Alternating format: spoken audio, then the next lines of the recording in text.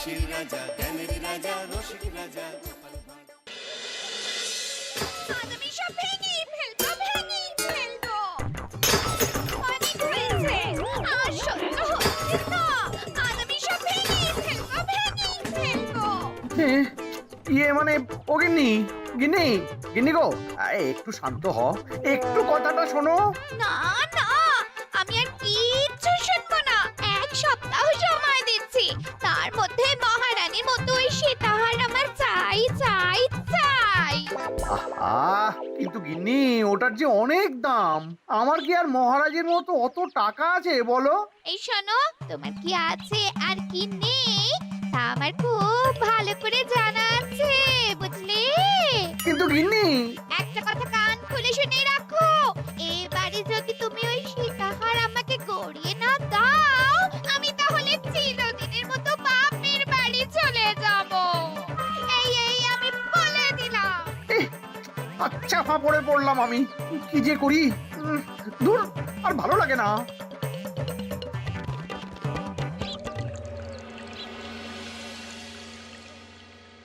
আজকে তোমাদের সকলের কাছে আমার একটা প্রশ্ন আছে। বলুন মহারাজ।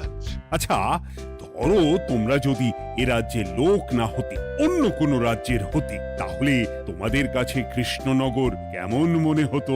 মহারাজ, এক কথায় বলতে গেলে সমৃদ্ধ শক্তিশালী রাজ্য। বেশ, তা হঠাৎ এমন প্রশ্ন মহারাজ?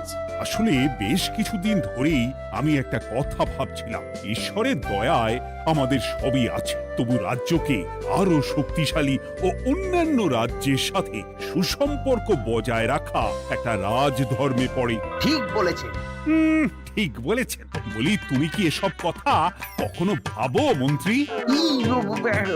হ্যাঁ, মানে আগে রোজ না, কিন্তু কখনো সখনো বোধহয় ভেবেছিলাম।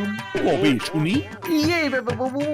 ওই তো কিছুদিন আগে, ওই সেদিন। এটা ঠিক কোন সেদিনের কথা বলছেন মন্ত্রী মশাই? যেদিন আকাশে ওই দুটো সূর্য উঠেছিল? তোমাকে সবকিছুতে ফোড়ন কাটতেই হবে না গোপাল? হ্যাঁ, কি আর করি বলুন, আপনার কষ্ট যে আর সহ্য হয় না। যাই হোক, মুদ্রা কথা হলো, এসব কথা মাথায় রেখে এখন আমাদের কিছু করা উচিত। কিন্তু কি করা উচিত সেটা আমি ঠিক বুঝতে পারছি না। এই একটা করে রসগোল্লা খাওয়ালে কেমন হয়? এই, তুমি থামবে? মহারাজ, আমার কাছে একটা উপায় আছে। 10 দিনের একটা মিলন মেলার আয়োজন করলে কেমন হয়? খুব বাজে হবে। একটা মেলা কত ঝামেলার কাজ সেটা বোঝো? একেই কত খরচ, তার উপর আবার অনেক লোক। মোটেই না, এটা তো দারুণ বুদ্ধি দিয়েছো গোপাল। এমন কিছুই তো চাইছিলাম। ধুর, আর সবকিছুই আমার বিপক্ষে মনে হয়। দিনটাই খারাপ, আমি বরং চুপই থাকি। তাহলে সবাই শোনো, 1 সপ্তাহ পর কৃষ্ণনগর এক বিরাট বড় মিলন মেলার আয়োজন করছে, আর তার জন্য লোকজনকে নিমন্ত্রণ করার কাজ দেখবে গোপাল। যথা আজ্ঞা মহারাজ। আর মন্ত্রী, ভালো করে শুনে রাখো, মেলা প্রাঙ্গণ সাজানো, ঠিকঠাক নিরাপত্তা, এসব তোমার দায়িত্ব। আচ্ছা, কিন্তু বলছিলাম যে সবকিছু ভালো করে করতে গেলে খরচও তো। ওসব নিয়ে তোমাকে চিন্তা করতে হবে না। যত খরচই হোক আমাকে বলো, আমি দেব। আরে বাস, তো দারুণ ব্যাপার। এই ফাঁকে যদি কিছু আমারও লাভ হয়ে যায়, তাহলে গিন্নির গলার হারটার কিছু একটা করতে পারবো। বেশ, তাহলে প্রত্যেকে নিজেদের কাজ শুরু করে দাও।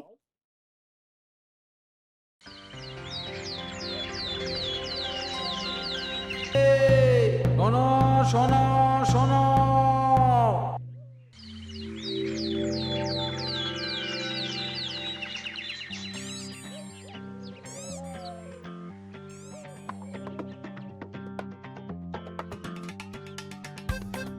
বাহ বাহ বাহ, ঠিক যেমনটা চেয়েছিলাম তেমনটাই হয়েছে।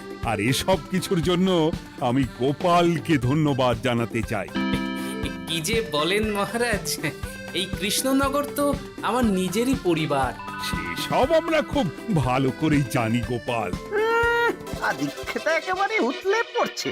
এসব দেখে গা জ্বলে যায়। তোমার এই এত ভালো বুদ্ধি দেওয়ার জন্য আমি তোমাকে 50টি স্বর্ণমোহর উপহার দিতে চাই।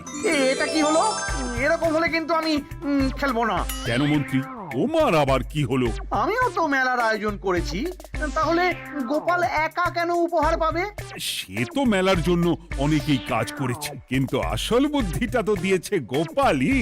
মন্ত্রী মশাইয়ের বোধহয় খুব হিংসা হচ্ছে। ঠিক আছে মহারাজ, আপনি বরং এই উপহার সকলের সাথে ভাগ করে দিন। না গো, কোনো ভাগ চাই না। তোমার উপহার তুমিই রাখো। যত সব।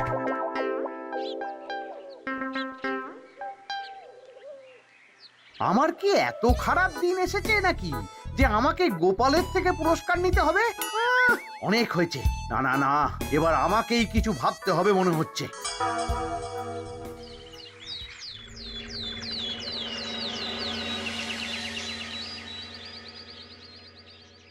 আমার আমার সব শেষ হয়ে গেল গো, সব শেষ হয়ে গেল। এবার এবার আমার কি হবে? মহারাজ, মহারাজ কিছু একটা করুন, মহারাজ কিছু একটা করুন। চিন্তা করো না, আমি দেখছি। যারা দোষী তারা শাস্তি পাবেই। কি শুরু হলো বলো তো হঠাৎ করে? এত বড় বড় চুরি ডাকাতি হয়ে গেল, অথচ কেউ কোনো টেরই পেল না। হ্যাঁ মহারাজ, আসলে রাতের বেলা যখন সবাই ঘুমিয়ে থাকে তখন এই চুরি ডাকাতিগুলো হয়, তাই কেউ কোনো শব্দ পায় না।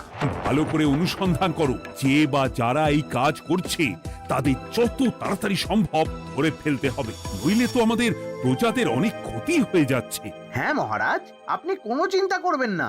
কোথায় আনন্দ করে সব প্রজারা মেলা ঘুরবে তা নয়, আবার এই উটকো ঝামেলা। একটা কথা বলছি, কিছু মনে করবেন না।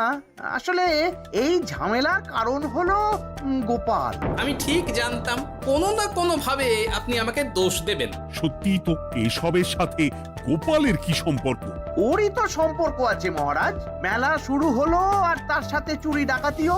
আর যদি গোপাল মেলার বুদ্ধিটা না দিত তাহলে রাজ্যে এত চুরি ডাকাতিও বাড়তো না। মানছি মন্ত্রী মশাই, মেলার বুদ্ধিটা আমার, কিন্তু মেলার নিরাপত্তা রক্ষা তো আপনার দায়িত্ব ছিল। যদি মেলা থেকেই এই ঝামেলা শুরু হয় তাহলে তো আপনার কাজেও ফাঁক আছে। মুখ সামলে কথা বলো গোপাল। আহ, তোমরা একটু থামবে? এখন নিজেদের মধ্যে ঝামেলা করার সময় নয়। সবাইকে একসাথে কাজ করে আসল চোর ডাকাতদের ধরতে হবে, তারপর বোঝা যাবে কার দোষ ছিল আর কার নয়। আগে মহারাজ।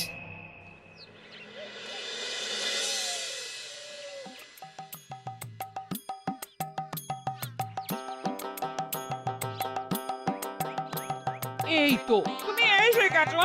তাড়াতাড়ি মুখ হাত ধুয়ে বসো, তোমার জন্য একটা জিনিস এনেছি। বলো কি জিনিস? আরে আরে একটু অপেক্ষা করোই না, আমি আনছি। হ্যাঁ বেশ, আনো তাহলে। এই নাও, খাও। মিষ্টি দই। হ্যাঁ গো, খেয়ে দেখো তো কেমন। দারুণ সুন্দর স্বাদ তো গিন্নি। কোথা থেকে এনেছো? ভালো, মেলা থেকে এনেছি। ও জানো, বিনা পয়সায় গো। বিনা পয়সায়? তা কে দিল শুনি? আরে সুজন দইওয়ালা, বড় ভালো ছেলে। শুধু আজ নয়, ও রোজই মানুষকে ভালোবেসে না বিনা পয়সায় দই খাওয়ায়। হ্যাঁ বাবা, বেশ অবাক করা কাণ্ড। আসলে সুজনের দেশের বাড়িতে অনেক জমি জমা, গরু মোষ আছে। ও তাই বলে ওর টাকা পয়সার নাকি কোনো দরকার নেই, তাই ও বিনা পয়সায় খাওয়ায়। হ্যাঁ বুঝলাম। বাবা, খুব ঘুম পাচ্ছে এখন। ও গিন্নি, শোনো না, আমি বরং একটা ঘুম দিই এখন, বুঝলে? তুমি বরং বিকেলে আমায় একটু ডেকে দিও, ওর কাজ আছে। আচ্ছা বেশ। তোমাদের জন্য সেটাই ভালো, কারণ এমনিতেই মহারাজ চোর ডাকাত ধরার জন্য প্রহরীর ব্যবস্থা করছে পুরো রাজ্যে। না না না, সে নিয়ে আপনি চিন্তা করবেন না।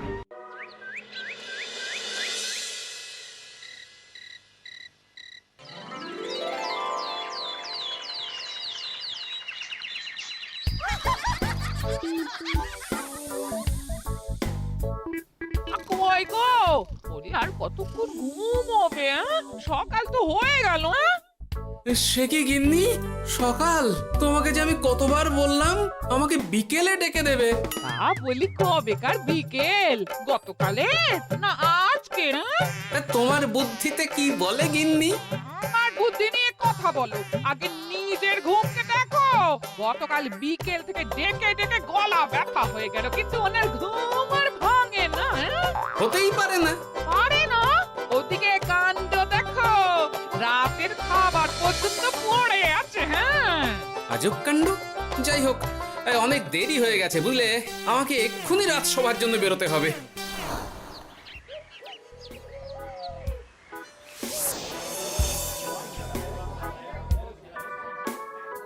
বাবা, এত ভিড় কি আছে এখানে? একটু কাছে গিয়ে দেখি তো। সত্যি সত্যি ভাই সুজন, তোমার হাতে জাদু আছে। এত সুন্দর মিষ্টি দই, এ স্বাদ ভোলার নয় ভাই। আচ্ছা, তাহলে এই হলো সুজন দইওয়ালা। ভালো মিষ্টি দই আছে, নেবে নাকি গো? পয়সা লাগবে না। জানি তো, সত্যি দারুণ স্বাদ এই দইয়ের। আমি খেয়েছি তো। তবে আজ নেব না গো, কাল এসে নিয়ে যাব। আচ্ছা আচ্ছা আচ্ছা।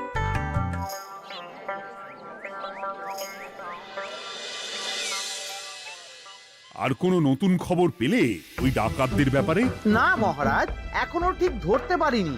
ওরা বোধহয় বুঝতে পেরে গেছে যে আমরা খোঁজ করছি। মহারাজ, আমার মাথায় একটা নতুন বুদ্ধি এলো। রাতের বেলা করে সব বাড়িতে পাহারা দেওয়া শুরু করলে কেমন হয়?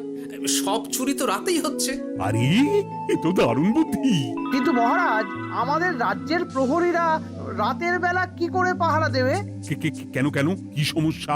অনেক সমস্যা আছে। তাদের শরীর খারাপ হতে পারে, তার চেয়েও বড়, রাত জেগে থাকলে দিনে তারা সকলে ঘুমোবে, তখন পুরোটাই বেকার হবে। কিচ্ছু বেকার হবে না মন্ত্রী মশাই, আমাদের প্রচুর সেনা আছে, তাদের সকলকে দায়িত্ব ভাগ করে দিলেই হয়ে যাবে। তুমি বেশি বোঝো। গোপাল তো কিছু ভুল বলেনি মন্ত্রী, আমরা পাহারা বাড়াবো।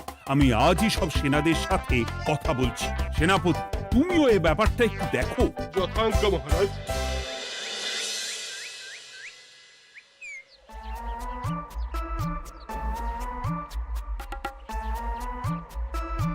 চোর ডাকাতদের ধরার জন্য যদি একটা সূত্রের হদিশ পাওয়া যায় তাহলেই কেল্লা ফতে, কিন্তু সেটাই পাওয়া যাচ্ছে না বলেই এত সময় লাগছে। আরে, ওটা মন্ত্রী মশাই মনে হচ্ছে না? আড়ালে দাঁড়িয়ে এরকম কার সাথে কথা বলছে? এবার আমি যা বলছি ভালো করে শোনো।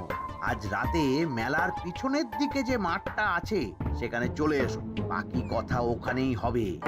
এই জায়গা নিরাপদ নয়। বেশ রহস্যজনক ব্যাপার।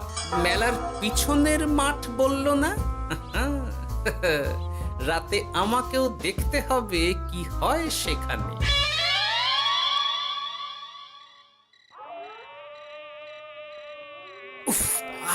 কি মশা রে বাবা, কখন থেকে দাঁড়িয়ে আছি, মন্ত্রী মশাইয়ের পাত্তা নেই কেন?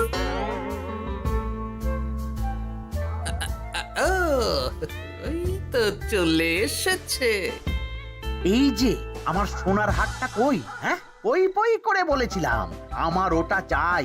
আগে কি আর বলি বলুন তো, ওই হাটটা আমাদের দলের প্রধানের খুব পছন্দ হয়ে গেছে, তাই কোনোভাবেই ওটা দিতে পারলাম না। কি এত বড় সাহস! আমার বলার পরেও তুমি এরকম করলে?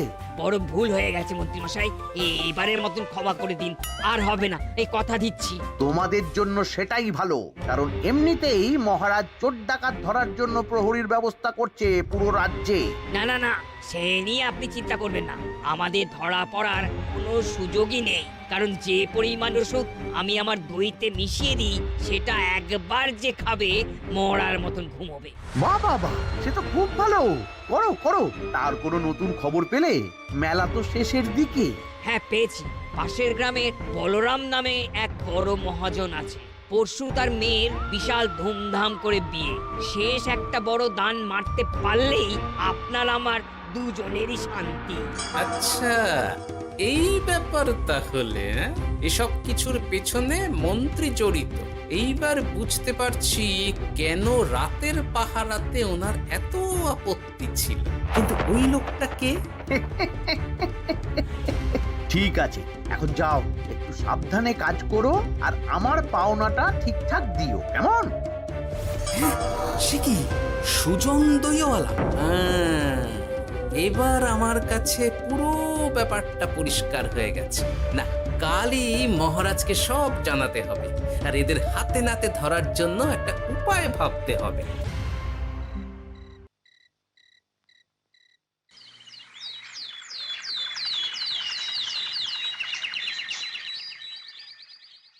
আরে এসো এসো, তোমার জন্যই তো অপেক্ষা করছিলাম। কি এমন জরুরি কথা আছে যে একান্তে দেখা করতে চাইলে? কোন মুখে বলি মহারাজ, সর্ষের মধ্যেই যখন ভূত তখন আর কি। মানে একটু খুলে বলো তো কি হয়েছে? আমাদের রাজ্যের এই এত বড় বড় চুরি ডাকাতির পিছনে কারা আছে সেটা আমি জানতে পেরে গেছি মহারাজ। হ্যাঁ, এ তো দারুণ খবর। তাহলে আমরা এখানে কি করছি? এখনই তাদেরকে গিয়ে বন্দি করি? না মহারাজ, আমাদের হাতে কোনো প্রমাণ নেই, তাই ওইভাবে বন্দি করতে পারবেন না। কেন বলো তো, কারা আছে পেছনে? সেটা আপনি নিজের চোখেই দেখে নেবেন পরে। তবে এটা জানিয়ে রাখি, আমাদের মন্ত্রী মশাইও যুক্ত আছেন। কি? আমাদের মন্ত্রী? এত বড় বিশ্বাসঘাতকতা! আমি এখনই নিজের হাতে ওকে বন্দি করতে চাই। না না না না মহারাজ, সেটা করলে বাকি ডাকাতদের ধরতেই পারবেন না। তাহলে উপায়? আমি জানতে পেরেছি এই ডাকাতদের পরের নিশানা হলো পাশের গ্রামের বলরাম মহাজনের বাড়ি। বলরাম মহাজন? কাল তোর মেয়ের বিয়ে, আমাদেরও তো নিমন্ত্রণ আছে সেখানে। তাহলে তো আরোই সোনায় সোহাগা। শুনুন মহারাজ, আমার মাথায় দারুণ এক বুদ্ধি এসেছে। সে কি? হ্যাঁ, আপনি কোনো চিন্তা করবেন না, আমি শুধু যা বলছি সেটা করুন, বাকিটা আমি সামলে নেব। তবে দেখবেন যেন মন্ত্রী মশাই এসবের কিচ্ছুটি টের না পায়। বেশ বেশ বেশ।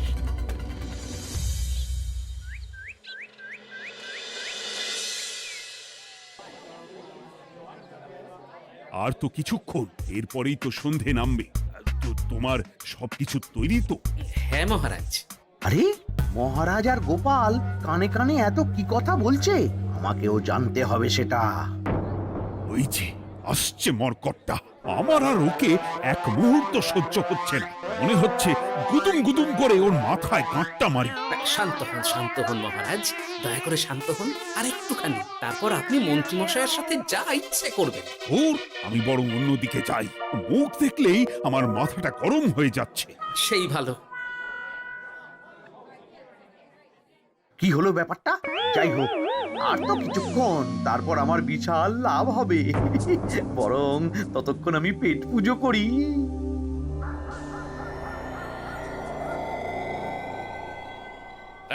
যা যা দামি জিনিস আছে সব দিয়ে দে। এই তো খেলা শুরু। এবার আর আমায় পায় কে? ও বাবা, এরা আবার কারা? সত্যি গোপাল দারুণ চাল চেলেছে। এই তোমরা এখানে কি করতে এসেছো? কেন, তোমরা যা করতে এসেছো? ডাকাতি? এমন তো কোনো কথা ছিল না। কার দলের লোক তোমরা? মন্ত্রী মশাইয়ের দলের লোক। এই রে, কি বলছে সব? কোথায় কোথায়? এই মন্ত্রী মশাই, এই কি বলছে এরা? আপনি দু নৌকোয় পা দিয়ে চলছে, আমরা থাকতে আপনি আরো এক ডাকাতের দলের লোককে ডেকেছেন। কি মন্ত্রী? শেষে কিনা তুমি? কি খেয়েছে রে, আর বোধহয় বাঁচতে পারবো না। কই, চুপ কেন? বলুন, মন্ত্রী মশাই সোনার হার ডাকাতি করে আপনাকে দেওয়ার জন্য এখানে ডেকেছেন। কি সোনার হার? আমাকেও তো একই কথা বলেছে। আপনি আমাদের থেকে খবর নিয়ে অন্য দলকে কাজ দিয়েছেন। না না, মিথ্যে কথা। কিসের মিথ্যে? আপনি ছাড়া তো আর কেউ জানতো না এখানের কথা। না গো, আমি শুধু তোমাদেরকেই কাজ দিয়েছি একদম শুরু থেকে। আর কোনো ডাকাতের দলকে আমি চিনি না, আমি তো নিজেই প্রথম শুনছি। মন্ত্রী, লজ্জা করে না তোমার? তুমি আমার প্রজাদের এইভাবে ঠকাচ্ছিলে। মানে মহারাজ, আমি আসলে... অনেক হয়েছে মন্ত্রী মশাই, আপনি ধরা পড়ে গেছেন। প্রহরী, বন্দি করো সবাইকে, আর মন্ত্রীকেও। আমাকে ক্ষমা করে দিন মহারাজ, আমি ইচ্ছা করে এটা করিনি। আসলে আমার গিন্নি কদিন ধরেই মহারানীর সীতাহারের মতো দেখতে হার বায়না করেছে। তার জন্য তুমি নিজেদের লোকেদের থেকেই চুরি করবে? আর কি করব বলুন, এক সপ্তাহের মধ্যে হার না দিলে বাড়ি ছেড়ে চলে যাবে বলেছে। তাই আমি এখন আপনি যেটা করেছেন সেটা যদি আপনার গিন্নি জানতে পারে তাহলেও বাড়ি ছেড়ে চলে যাবে। শাস্তি তো তোমাকে পেতেই হবে মন্ত্রী। আয়, কে আছো? শোনো, মন্ত্রীকে মুখে কালি মাখিয়ে গাধার পিঠে বসিয়ে সারা রাজ্য ঘোরাও, এটাই ওর যোগ্য শাস্তি। আর গোপাল, তোমার বুদ্ধির প্রশংসা করতেই হয়। তোমার পুরস্কার আমি কাল রাজসভায় দেব। দূর দূর, জীবনে বিয়ে